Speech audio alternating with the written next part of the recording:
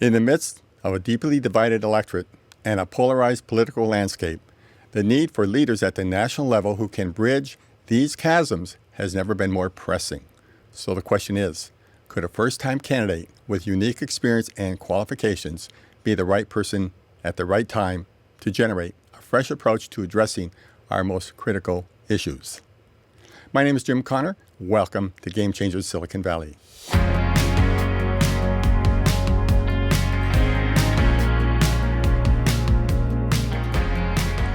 My guest is Peter Dixon, who brings a unique perspective on how to represent California's 16th district in Washington, D.C. Peter, welcome to the show. Thanks for having me, Jim. Let's start with a brief review of your decision to get into politics at this level in your life and what you'd like to do if you get elected, go to Washington.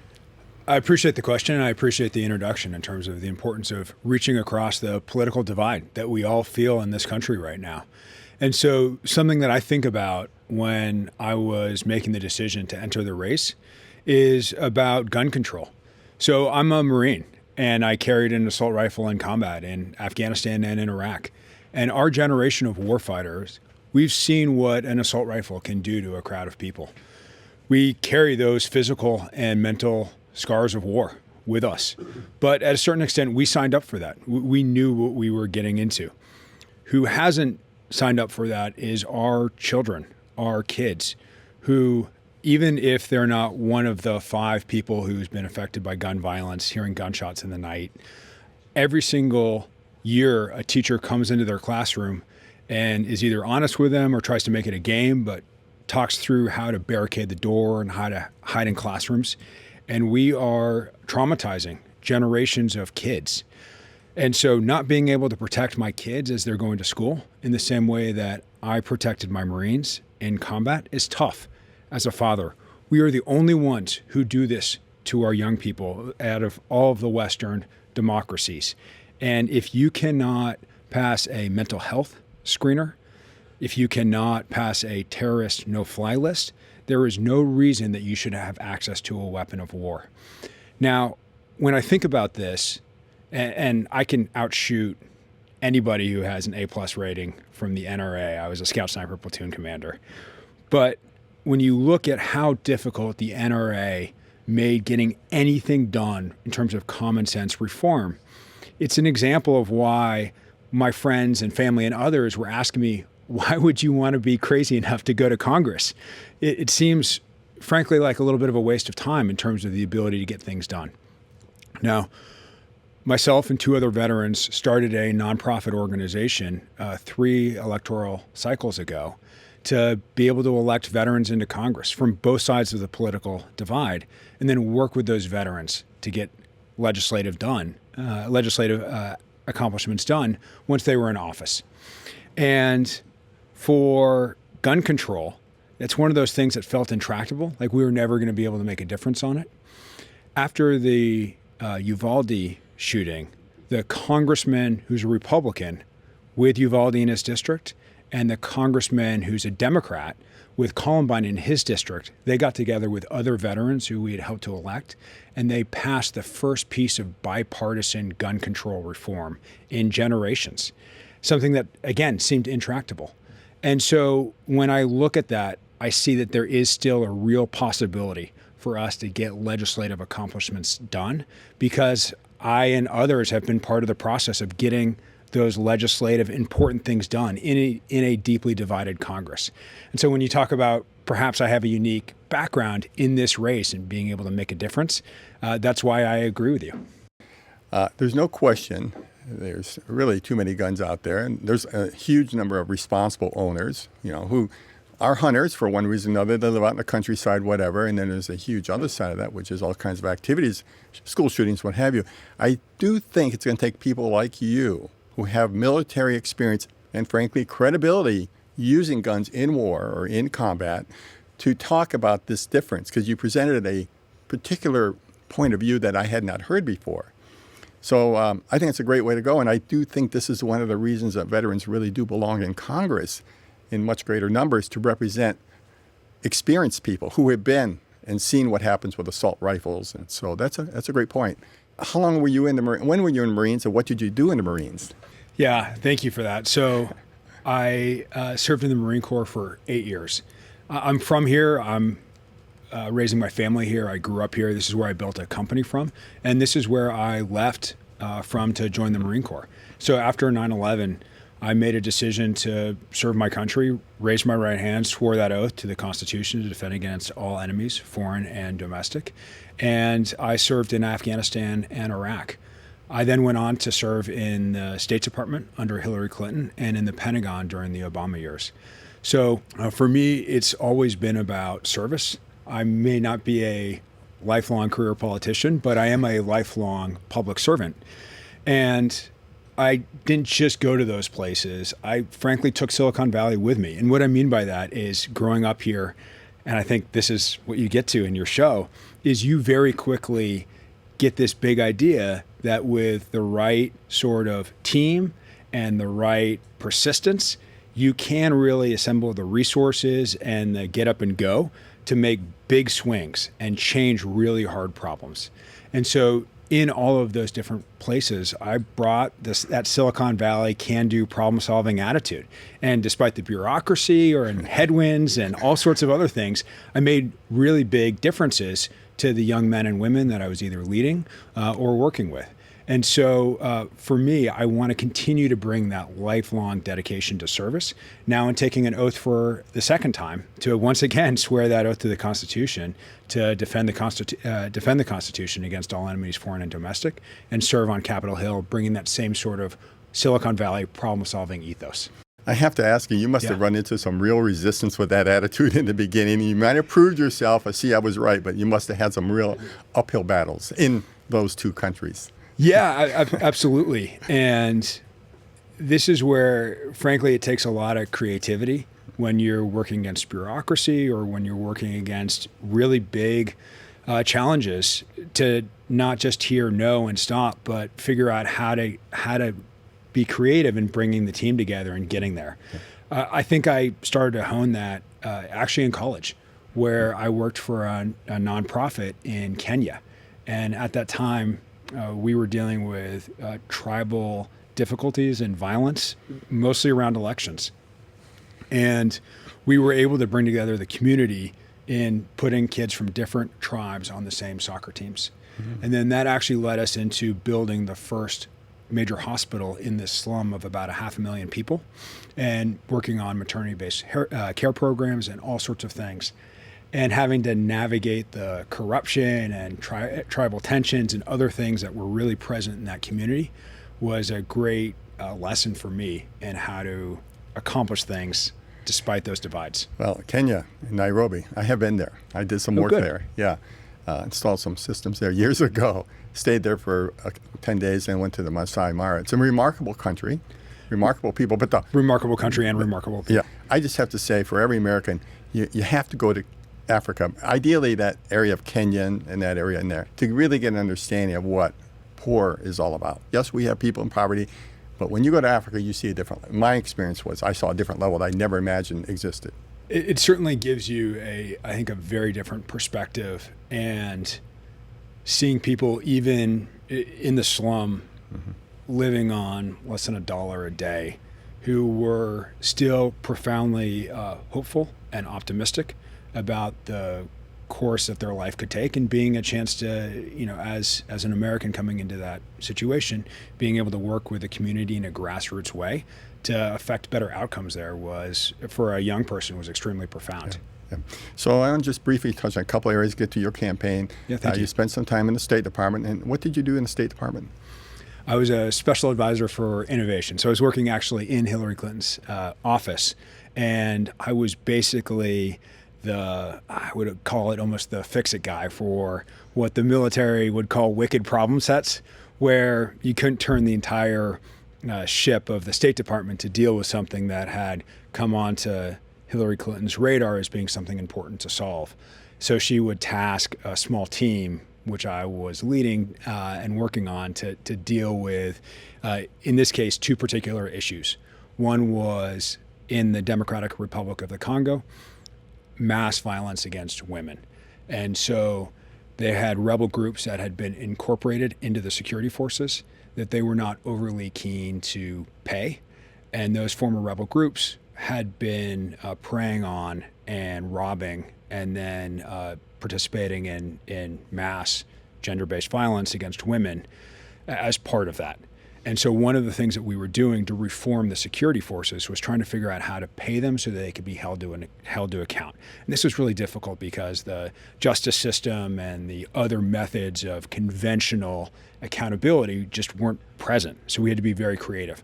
And so we took mobile money and the ability to pay and thus professionalize security forces at speed and scale. And we and I worked with the Ministry of Telecommunications and the central bank to roll out that policy and put that system in place for that country. In the second part of my State Department time, I went to Mexico, to Ciudad Juarez. And we had consulate workers who were Mexican nationals working for the consulate in Ciudad Juarez murdered by the cartels. And at that time, that was considered to be one of the murder capitals of the world. And so I was there figuring out how to put a tip line in place that the cartels couldn't break into, and then working with the federales and with local nonprofits and church groups and others to make sure that the word got out that this truly was something that the community could trust to report cartel violence, and they weren't going to get hung from a bridge for having done so. Well, I'm sure you've seen the two shows, Narcos and Narcos Sinaloa. How realistic is that series? They got a lot right in terms of some of the difficulties of working there. I will tell you the degree that the cartels are preying on immigrants coming into this country is pretty horrifying. And so the immigration system that we have now is sort of the worst of both worlds. This is really an opportunity, I think, now to take a big, bold move in both resolving the crisis on the border, as well as reforming immigration, because you cannot secure the border without immigration reform. You see the border a mess. You see Democratic and Republicans trying to find a common ground. They seem unable to. It seems pretty logical to me, as a person here in California, you come to stop the border, the openness of the border, and get an immigration policy at the same time going. Is this magic? Is this not common sense? It is common sense. So why isn't it occurring? It's not occurring for two reasons.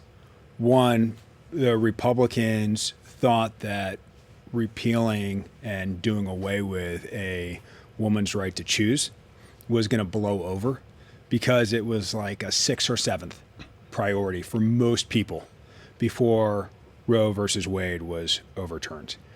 And now that it's gone, it is a major priority for a huge swath of the country. And Republicans are taking real electoral losses because of it. And so they need something to counterbalance it in their minds on a strictly partisan political basis. Nothing to do with good policy or bad policy. They have decided that is the border. Donald Trump knows that. And so for them, they're putting anyone who isn't willing to move forward is putting party and politics over country, flat out. Look, one of the things that I did when I was in the Marine Corps was I was responsible for the major border crossing point into Iraq. Now, it was from Syria. It was 400 tractor trailers a day coming through. Yeah. So I've seen how important it is to have good border security. My unit in the Marine Corps, we were helping to secure a drug corridor that was going right through a military base on the U.S., Arizona and Mexico border. And so this is a really pernicious problem. It is not something that you can just, however, solve with walls and people. It is something that you have to solve with policy. And this is an amazing opportunity to do so. We would be extremely remiss if we miss it.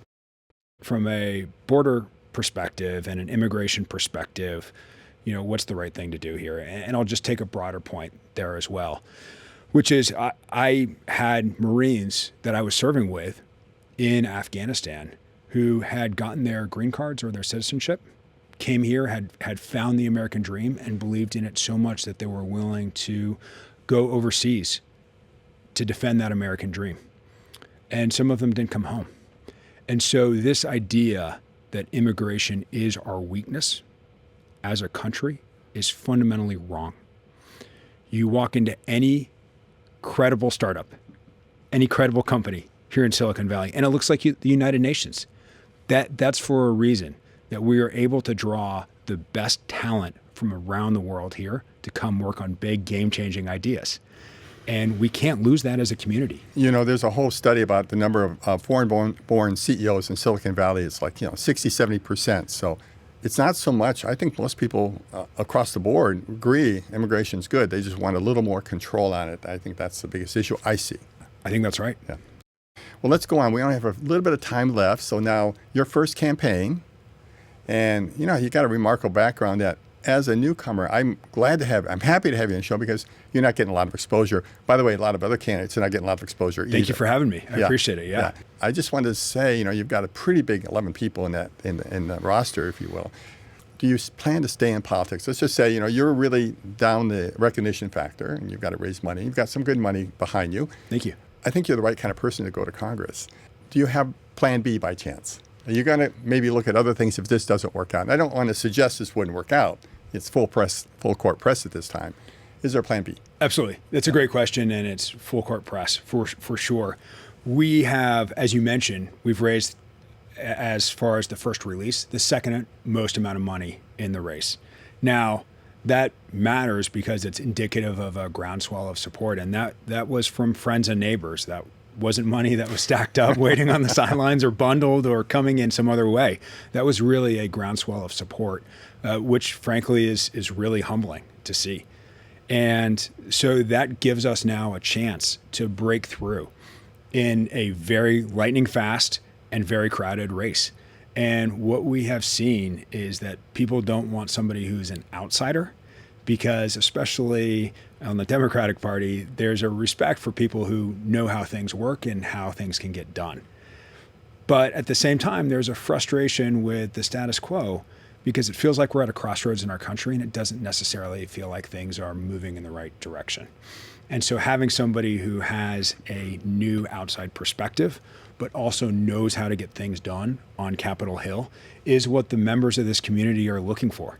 And we've seen that in the polling. So now the question is, can we just make sure that people know that I'm that person over the course of 2 months? And that is the experiment and the challenge and the startup campaign that we are running here. And we're seeing a tremendous amount of traction, and I have every confidence that we'll be able to break through. You bring a lot to the discussion, to the whole issue of who's going to represent Silicon Valley in the next election, going to Congress. So is there a final message at the end you want to tell the audience?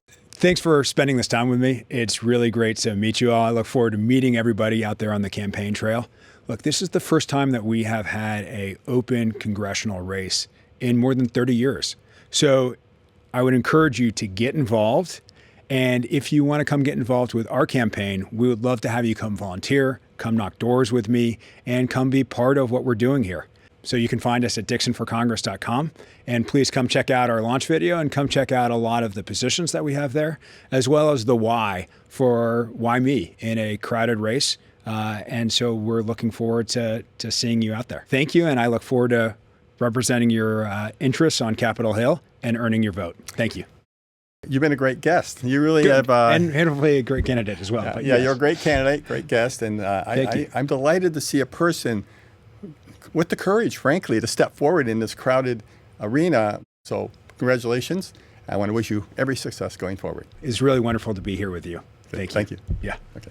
Thanks for joining us in this episode. If you gained insights from this conversation, you can share this show with your network and, frankly, ask them to subscribe. You can view all shows at our website, gamechangers.tv, as well as the podcast at Game Changers Silicon Valley. We look forward to your continued interest in upcoming shows.